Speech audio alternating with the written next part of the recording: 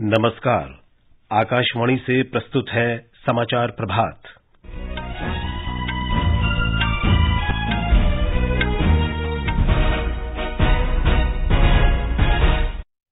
केंद्रीय गृह मंत्री अमित शाह आज इम्फाल में मणिपुर में शांति बहाली के लिए सर्वदलीय बैठक की अध्यक्षता करेंगे। कंबोडिया नरेश नोरोडोम सिहामोनी आज नई दिल्ली में राष्ट्रपति द्रौपदी मुर्मू और प्रधानमंत्री नरेंद्र मोदी के साथ द्विपक्षीय बैठक करेंगे। भारतीय अंतरिक्ष अनुसंधान संगठन इसरो इस वर्ष जुलाई में चंद्रयान 3 का प्रक्षेपण करेगा। मौसम विभाग ने अगले 2 दिनों में देश के पश्चिमोत्तर भाग में बारिश और तेज हवा चलने का अनुमान व्यक्त किया। भारतीय नियंत्रक और महालेखा परीक्षक गिरीश चंद्र मुर्मू 4 वर्ष के लिए फिर विश्व स्वास्थ्य संगठन के बाह्य लेखा परीक्षक नियुक्त। और आईपीएल क्रिकेट के फाइनल में कल अहमदाबाद में चेन्नई सुपर किंग्स ने मौजूदा चैंपियन गुजरात टाइटंस को 5 विकेट से हराकर आईपीएल का खिताब जीता। समाचार प्रभात के साथ मैं विशाल शर्मा। केंद्रीय गृह मंत्री अमित शाह आज मणिपुर के इम्फाल में सर्वदलीय बैठक की अध्यक्षता करेंगे। वे राज्य में स्थिति की समीक्षा करेंगे और शांति तथा सांप्रदायिक सद्भाव स्थापित करने के लिए सभी पक्षों से विचार विमर्श करेंगे। श्री शाह 3 दिन के मणिपुर दौरे पर कल रात इम्फाल पहुंचे। इसके बाद उन्होंने वहां कैबिनेट की बैठक में भाग लिया। इस दौरान प्रभावित परिवारों के पुनर्वास और उन्हें फिर से बसाने की योजना के संबंध में चर्चा की गई। इस बीच इम्फाल में कल गोली लगने से 3 नागरिकों की मृत्यु हो गई। राज्य में अलग अलग जगहों पर हुई घटनाओं में भारतीय रिजर्व बटालियन के 1 जवान सहित 6 लोग घायल हो गए। कॉकचिंग जिले के सुगानू गांव में संदिग्ध कुकी उग्रवादियों ने आम नागरिकों पर हमला किया। इस दौरान 3 लोगों की घटनास्थल पर ही मृत्यु हो गई, जबकि 2 घायल हो गए। संदिग्ध कुकी उग्रवादियों ने कल दोपहर इम्फाल पश्चिम जिले के कांतो साबल मितेई गांव में 5 घरों और कई दुकानों में आग लगा दी। भारत यात्रा पर आए कंबोडिया नरेश नोरोदोम सिहामोनी की आज नई दिल्ली में राष्ट्रपति द्रौपदी मुर्मू और प्रधानमंत्री नरेंद्र मोदी के साथ बैठक होगी। वे 3 दिनों की भारत यात्रा पर कल नई दिल्ली पहुंचे। विदेश राज्य मंत्री राजकुमार रंजन सिंह ने उनकी अगवानी की। उपराष्ट्रपति जगदीप धनखड़ और विदेश मंत्री एस जयशंकर भी उनसे मुलाकात करेंगे।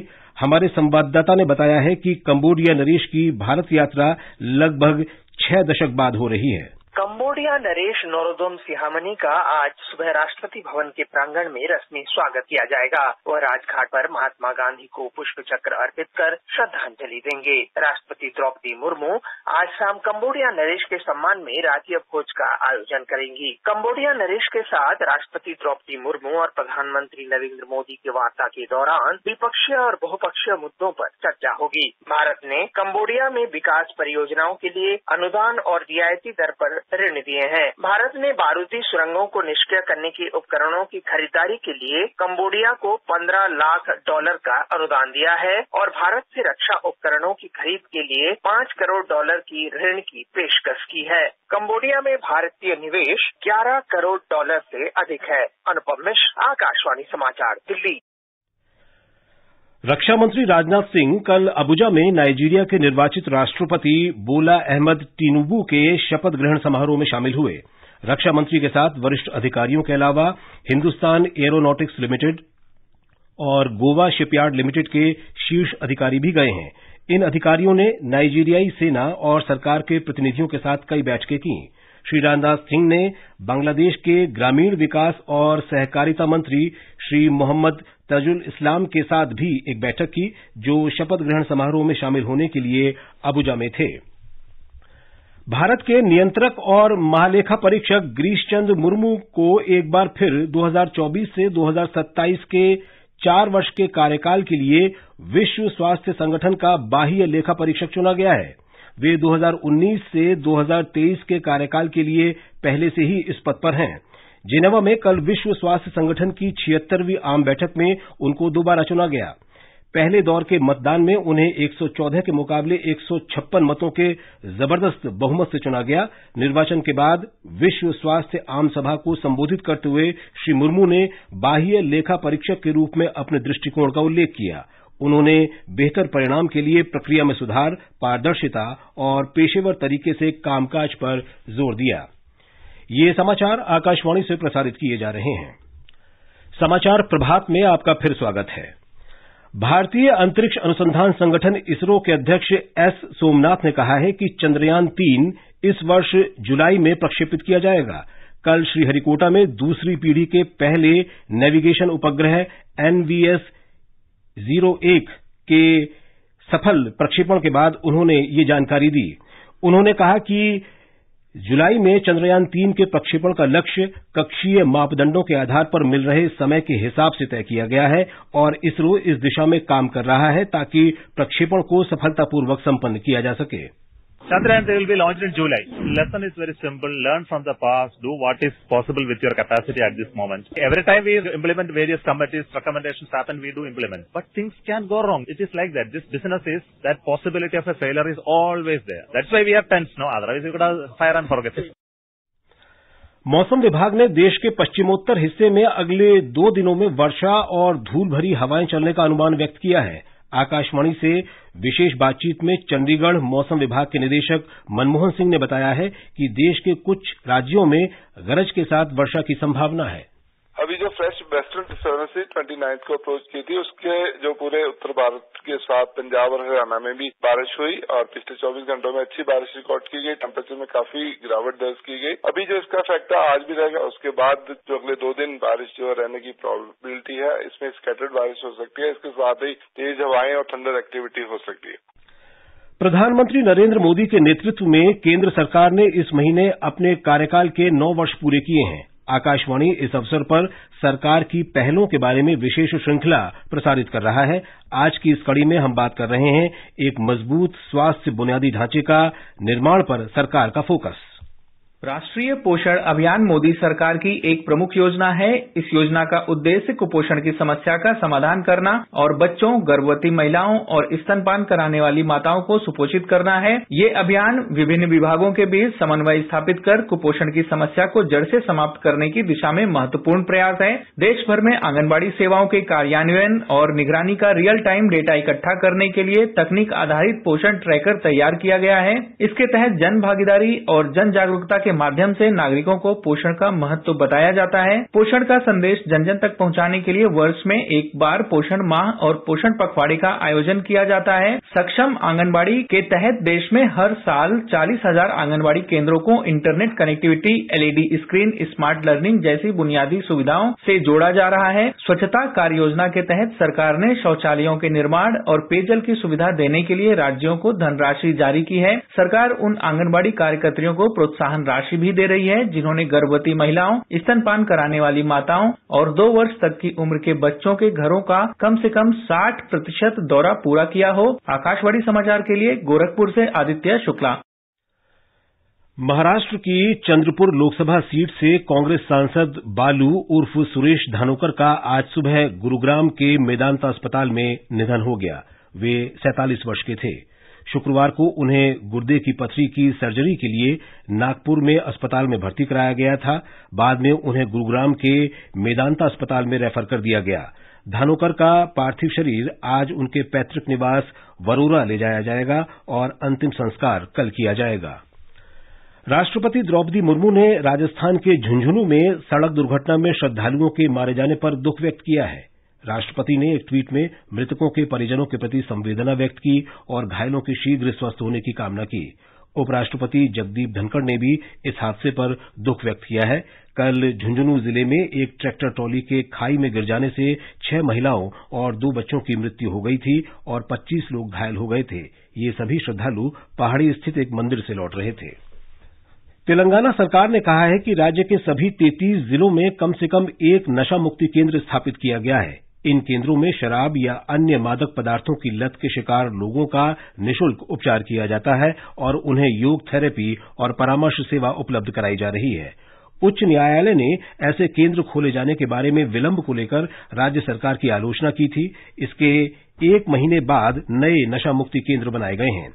हमारे संवाददाता ने बताया है कि वर्ष 2014 में आंध्र प्रदेश के पुनर्गठन के बाद तेलंगाना में ऐसा कोई भी केंद्र स्थापित नहीं किया गया था। इसे लेकर वर्ष 2016 में उच्च न्यायालय में जनहित याचिका दायर की गई थी और राज्य सरकार को सभी जिलों में नशा मुक्ति केंद्र खोलने का निर्देश देने का अनुरोध किया गया था। नवोदय विद्यालय समिति ने सत्र 2023-24 के लिए जवाहर नवोदय विद्यालयों में चयन परीक्षा के जरिए 11वीं कक्षा में प्रवेश के लिए अधिसूचना जारी कर दी है। इच्छुक उम्मीदवार एनवीएस की आधिकारिक वेबसाइट www.navodaya.gov.in से आवेदन कर सकते हैं। ऑनलाइन आवेदन करने की अंतिम तिथि 31 मई है। चयन परीक्षा 22 जुलाई को आयोजित की जाएगी। ऑनलाइन आवेदन पत्र भरने में उम्मीदवारों की सहायता के लिए हेल्पलाइन दी गई है। टेलीफोन नंबर 012029757554 पर पूछताछ की जा सकती है। आईपीएल क्रिकेट के फाइनल में कल रात अहमदाबाद में चेन्नई सुपर किंग्स ने पिछली बार की विजेता गुजरात टाइटंस को 5 विकेट से हराकर 5वीं बार आईपीएल का खिताब जीत लिया है। पहले बल्लेबाजी करते हुए गुजरात टाइटंस ने निर्धारित 20 ओवर में 4 विकेट पर 214 रन बनाए। बारिश से बाधित मैच में डकवर्थ लुइस नियम के आधार पर चेन्नई सुपर किंग्स को जीत के लिए 15 ओवर में 171 रन का लक्ष्य मिला, जिसे उसने 5 विकेट खोकर हासिल कर लिया। चेन्नई सुपर किंग्स के डेवॉन कॉनवे को प्लेयर ऑफ द मैच घोषित किया गया। भारतीय रिजर्व बैंक के गवर्नर शक्तिकांत दास ने बैंकों के निदेशक मंडलों से डिजिटल ऋण वितरण सहित उचित कार्य पद्धति अपनाने और ग्राहकों के हितों की रक्षा को प्राथमिकता देने को कहा है। कल मुंबई में भारतीय रिजर्व बैंक द्वारा आयोजित बैंकों के निदेशकों के सम्मेलन को संबोधित करते हुए उन्होंने कहा कि ग्राहकों की शिकायतों का त्वरित और प्रभावी निवारण बैंक के समग्र कामकाज की दक्षता को दर्शाता है। ये समाचार हमारी वेबसाइट newsonair.gov.in/hindi पर भी उपलब्ध हैं। और अब आज के समाचार पत्रों की सुर्खियों के साथ हैं जागृति शर्मा। धन्यवाद विशाल। भारतीय अंतरिक्ष अनुसंधान संगठन इसरो द्वारा नौवहन उपग्रह के प्रक्षेपण को आज के सभी समाचार पत्रों ने प्रमुखता से प्रकाशित किया है। वीर अर्जुन की सुर्खी है, अंतरिक्ष की उड़ान पर भारत का नाविक। इसरो ने जीएसएलवी के जरिए किया दूसरी पीढ़ी के नौवहन उपग्रह NVS-1 का सफल प्रक्षेपण।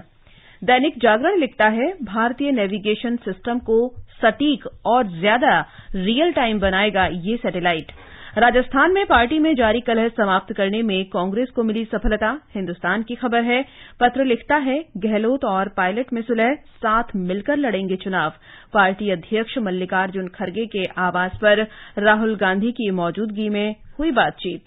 मणिपुर में 25 उग्रवादियों की हथियारों के साथ गिरफ्तारी अमर उजाला सहित कई अखबारों में है। केंद्रीय गृह मंत्री अमित शाह कल देर रात मणिपुर पहुंचे। मुख्यमंत्री एन बीरेन सिंह और वरिष्ठ अधिकारियों के साथ बैठक कर हालात का जायजा लिया। संयुक्त प्रगतिशील गठबंधन सरकार के कार्यकाल में हुए विमान खरीद सौदे में घोटाले में सीबीआई ने दर्ज की प्राथमिकी। दैनिक जागरण के अनुसार Rolls Royce Hawk advance trainer विमान की खरीद में रिश्वतखोरी के आरोप। भारतीय राजनयिकों की सुरक्षा हो सुनिश्चित, विदेश मंत्री एस जयशंकर की ब्रिटेन को 2 टूक। राष्ट्रीय सहारा ने लिखा है, विदेश मंत्री ने भारत दौरे पर आए ब्रिटिश मंत्री लॉर्ड तारिक अहमद से ब्रिटेन में भारत के राजनयिक मिशनों की सुरक्षा सुनिश्चित करने और लोकतांत्रिक स्वतंत्रता का दुरुपयोग रोकने को कहा। दिल्ली में रविवार देर रात एक किशोरी की निर्मम हत्या भी अखबारों की सुर्खी बनी है। चेन्नई सुपर किंग्स के 5वीं बार आईपीएल खिताब जीतने को अखबारों ने सचित्र दिया है। दैनिक भास्कर की सुर्खी है, चेन्नई ही सुपर किंग, बारिश की पारी से 3 घंटे थमा रहा फाइनल। रविंद्र जडेजा ने आखिरी 2 बॉल पर छक्का और चौका जमाकर टीम को दिलाई शानदार जीत। धन्यवाद जागृति। और अंत में मुख्य समाचार एक बार फिर। केंद्रीय गृह मंत्री अमित शाह आज इम्फाल में मणिपुर में शांति बहाली के लिए सर्वदलीय बैठक की अध्यक्षता करेंगे।